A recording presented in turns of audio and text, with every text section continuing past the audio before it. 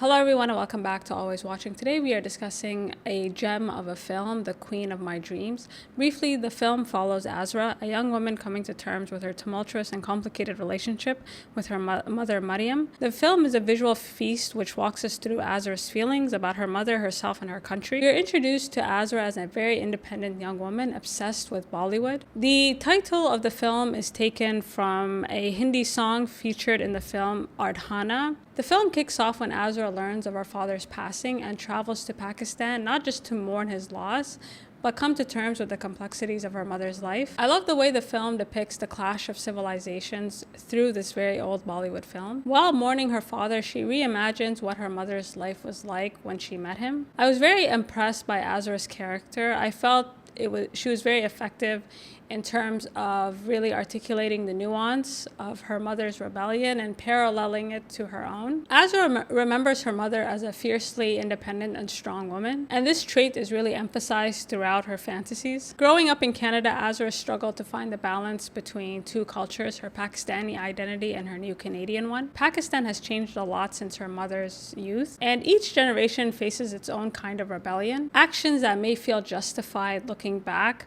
but in the moment feel very radical. When Azra's mother discovers that she's gay, it totally shatters their bond. An act that feels like a total betrayal for Azra, who always thought of her mother as an open-minded and understanding individual. The struggle of balancing cultures can sometimes be gravely misunderstood. Rather than embracing it as a collaborative opportunity to learn and grow, some see it as a threat to their identity or their values. Mariam saw her daughter's identity as a failure on her part to protect her, but also a betrayal, something she couldn't really understand or relate to. And in this gap of understanding, her daughter became a stranger to her. As a first-generation immigrant, I could really relate to Azra's story. Our parents want us to become the best versions of themselves, and when we choose a different path, it can feel to them as if we failed or were lost, or worse, rejecting everything they had sacrificed their lives for. I thought the way the movie used this old Bollywood film to work through Azra's feelings about her mother was really exceptional, and I highly recommend this movie. And so if you've had a chance to see it,